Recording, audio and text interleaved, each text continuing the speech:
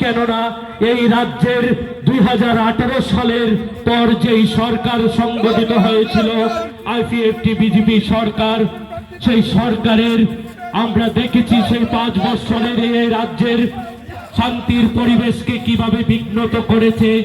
আমরা দেখেছি এই রাজ্যের প্রত্যেকটা জাতি ধর্ম বর্ণ নির্বিশেষে সকলের মাঝে কিভাবে বিবাদ সৃষ্টি করার চেষ্টা করেছে।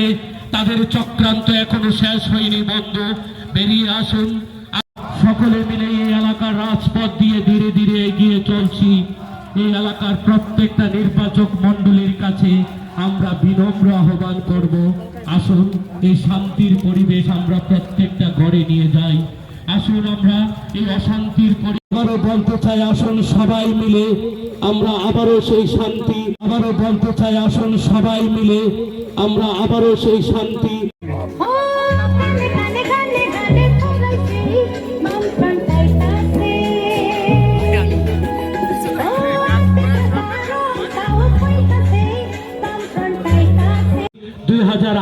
সালের সেই নির্বাচনের পর থেকে আমরা আজ পর্যন্ত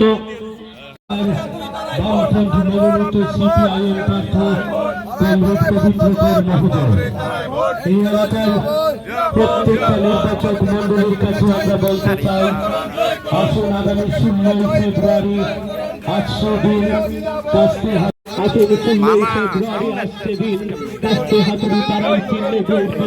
এই এলাকার শান্তি সংস্কৃতি যে বিনষ্ট করেছে তাদেরকে জবাব দিন। আসুন আমরা সকলে মিলে কাঁধে কাঁধ মিলিয়ে পায়ে পা মিলিয়ে আমরা আবারও সরকার গঠন করি, যে শান্তির সরকার। অশান্তির পরিবেশ তৈরি করা হয়েছে তাকে আমরা মুক্ত করতে চাই। আমার আপনার সহযোগিতায় কাঁধে কাঁধ মিলিয়ে পায়ে পা মিলিয়ে আসুন সকলে মিলে আগামী 16 ফেব্রুয়ারি 2023 সালের বিধানসভা নির্বাচনের দিন আমরা আজকে পশ্চিম নওয়াবাদী দেবরাম ঠাকুর এলাকায় আমরা এই পদযাত্রায় বাড়িয়েছি বামফ্রন্ট সিপিআইএম এর পক্ষ থেকে। আমরা অখণ্ড মানুষের সমর্থন পাচ্ছি। আমরা এই প্রথম আজকে পদযাত্রা শুরু করার পূর্বে এই আমতলিতে আমাদের রাধাকৃষ্ণনগর পার্টির লোকাল কমিটির যে অফিসটি 2018-র 3রা মার্চ রাত্রিবেলা বিজেপির দুষ্কৃতীরা পুড়িয়ে দিয়েছিল, তাকে গত 2 দিন যাবৎ আমাদের পার্টির কর্মীরা এটাকে পরিষ্কার করেছে। আজকে সংস্কার করে নতুনভাবে আবার পার্টি অফিসটিকে চালু করার জন্য আমরা উদ্যোগ নিয়েছি। তাই সেখানে আমরা জাতীয় পতাকা উত্তোলন করেছি এবং পার্টির পতাকা উত্তোলন করেছি। এরপরে আমরা এই মিছিলে বেরিয়েছি।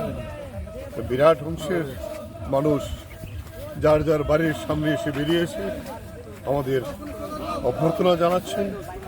আমরা তাদের এই আশা আকাঙ্ক্ষা যেটা বামফ্রন্ট সরকারকে নিয়ে আসার জন্য, এই জন্য সবার কাছে আবেদন করব যাতে বিজেপিকে আমরা এই রাজ্য থেকে সম্পূর্ণভাবে বিভক্ত একটি রাজ্য, যেখানে বাম গণতান্ত্রিক সমস্ত শক্তিকে একত্রিত হয়ে যে আজকে লড়াইতে নেমেছি, এই লড়াই সফল হবে, এটি আমাদের প্রত্যাশা।